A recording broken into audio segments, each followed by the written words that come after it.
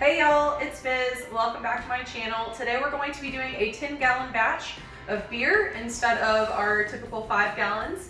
We have, to start us off for our recipe, we have 16 pounds of American Pilsner, 3 pounds of Vienna, and 1 pound of Carapils. If you wanted to do a 5-gallon batch instead, you could just do 80% the American Pils, 15% of the Vienna, and 5% of your Carapils. Now for our hops, we have something that is new to us. It's Ella. We have not used her before, so we'll see how this goes. And we're going to be splitting our 10-gallon batch into 2 batches, 2 5-gallon batches, and we have for our first half, we have a WLP029, which is a Kolsch Ale yeast. And for our other half, we have our Saflager S23. And so we're going to be seeing how each of those turn out. So we already have on our stove 7.5 gallons for our mash-in, already heating up, and we already have it up to temperature. So we're going to go ahead and get that started.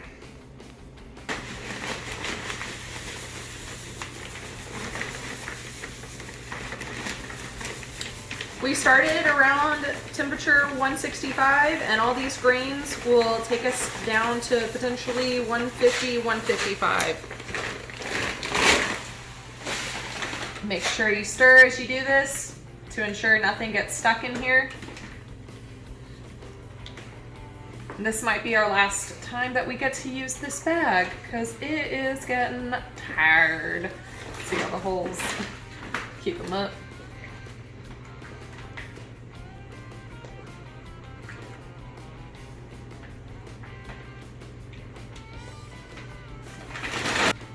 We'll keep just adding and stirring until we have added all of our grains. Okay guys, so it's been 15 minutes, so we're gonna stir. We're gonna do this another few more times.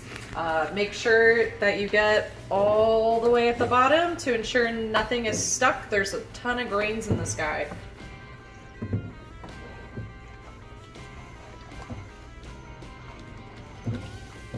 All right, so now that we finished our mash-in, we did that for a full hour. We're gonna move on to our sparge, and we have half a gallon left from the 7.5 gallons that we initially poured into our pan.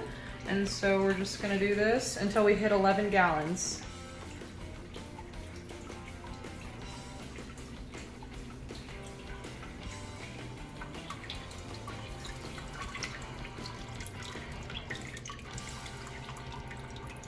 Okay, so now that we finally hit a soft boil, we're going to be adding our 60-minute. We're going to be doing Ella, as we said, just 1 ounce right now. She is the sister hop to, half-sister hop to Galaxy, and she takes on a little bit more of her father's characteristic, which is spalt, gives her a little bit more of a floral and spicy note rather than a very fruity scent.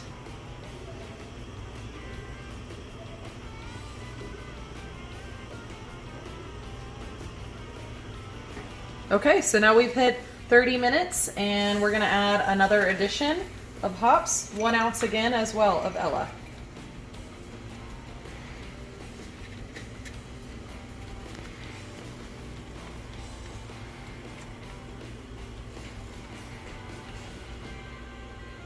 Okay, we have 15 minutes left of our boil. We're gonna add a Warflock and just drop that in.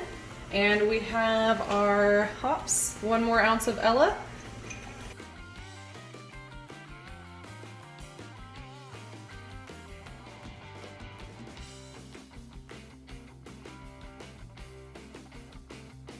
Okay, so now that we've finished our boil, we're cooling it off. We have a bunch of our reusable bags in here, and currently we're shooting out the water to water our boxwood. When it gets a little cooler, we'll water some of our other plants as well. Okay, so now we're going to transfer our wort into our SS Brewtech and into our carboy. Our tilt is telling us that we have a reading of 1.052. And it's 77 degrees right now. So we're gonna just go ahead and plop this in the Brewtech because it'll be easier to pull this out later and start this on up.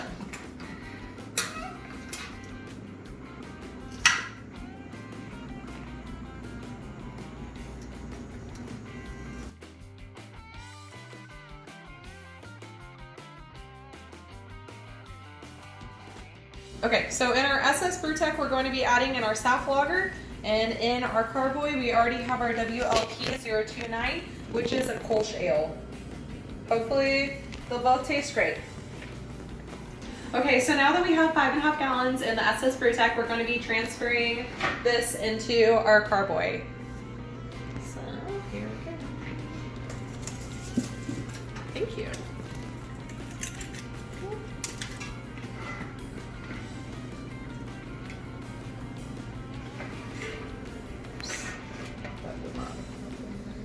Oh.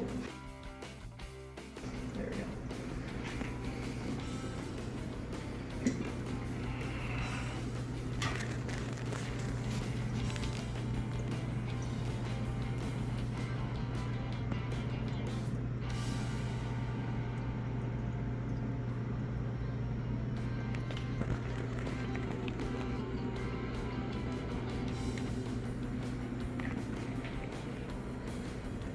Alright guys, now that we've transferred all of our wort into our SS Brewtech and our Carboy, we're going to add our Saflager into our SS Brewtech. We have 2 yeast packets for this, just to ensure that the yeast gets going. Oop, oh my, I thought that would be more towards the bottom, but it was up at the top too. So I got it on my hand now as well. And for our Carboy, we already have the WLP029 at the bottom of that, so we should be good to go on that. And we will not be dry hopping either of these this time around. Oh my gosh, you guys, look how happy this yeast is. It's been only 3 hours. Totally recommend reusing a yeast cake. 100%. This is awesome. Alright guys, it's been a week since we brewed. We're going to be transferring all of the beer into the keg right now. We've purged the keg with CO2 and gotten all the sani that we had in it out of it. And so we're not going to be doing a closed loop system today. We're just going to be transferring it straight in here.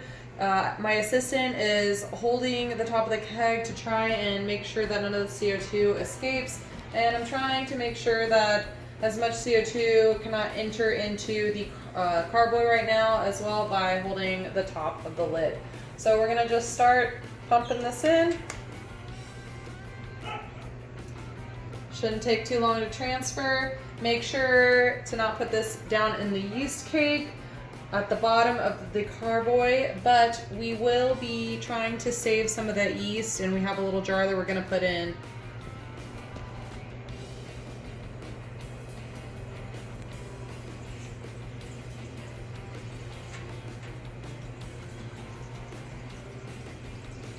Okay, so now that we've completely sanitized our jar, we're going to now harvest our yeast. So we got this huge yeast cake at the bottom. We don't need all of it, we just need some of it.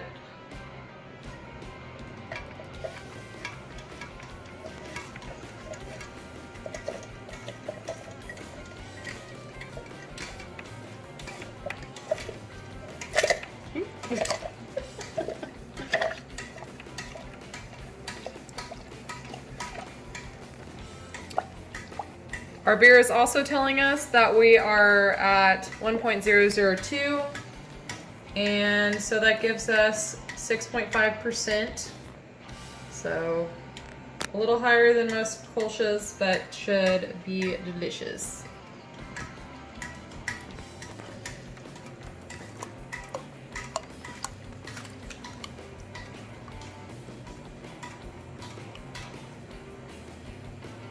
Alright you guys, so it's been a week and a day since we brewed this beer and also kegged it one day ago.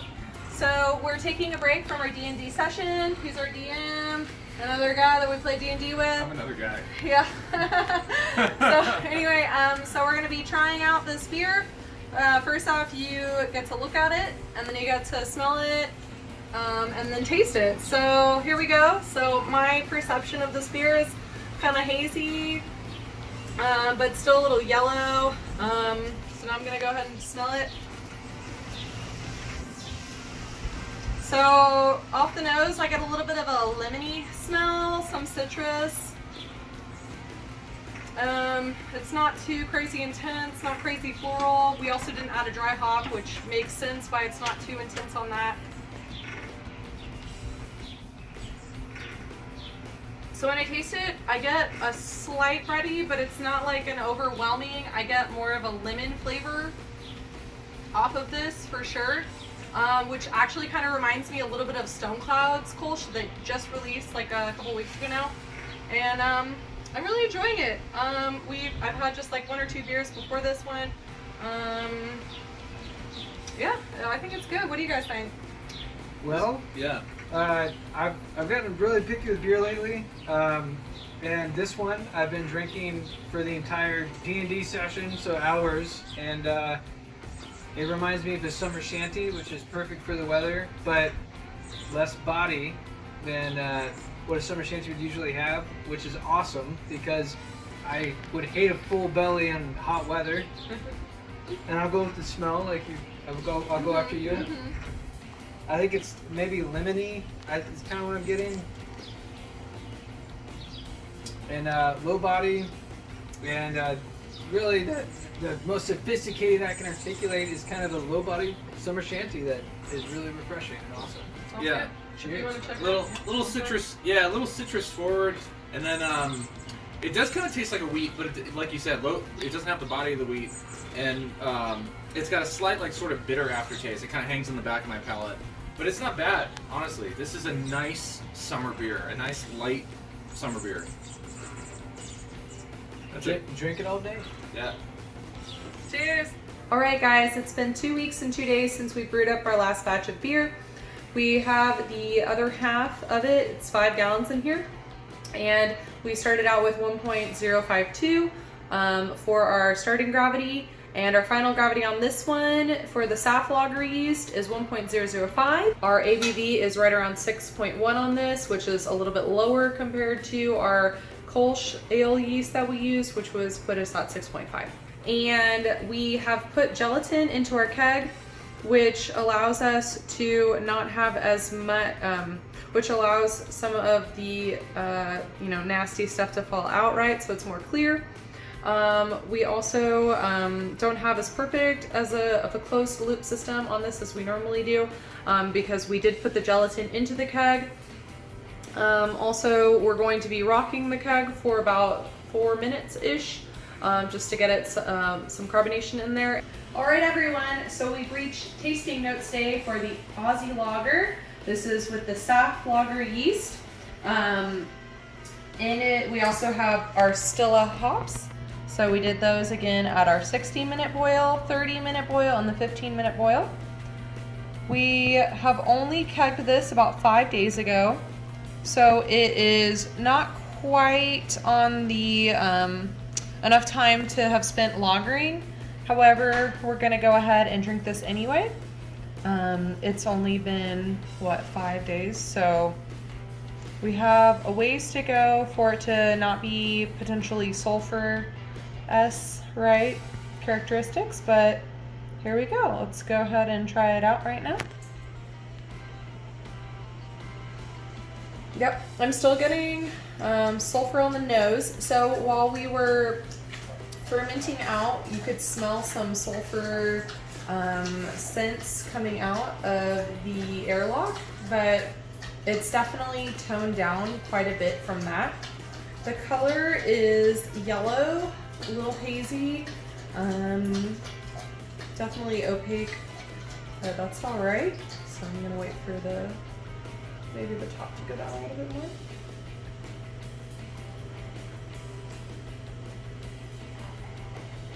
I'm not really smelling as much of the Stella, or Ella, as much on this as I did when we did it the Kolsch Ale style, right? But it still has a little bit of a slight, I don't know if I'm imagining it or not, but a kind of citrusy, like more on the lemon side again, on the nose.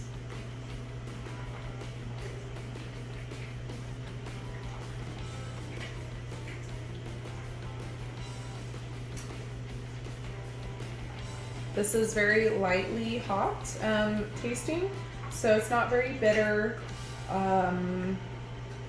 It tastes very much like a lager, like a light lager. It's refreshing, it's crisp, it has a little, not very much body, just like barely, so it's more, like I said, crisp on that. Yeah, it's not bad. So here we go. Cheers.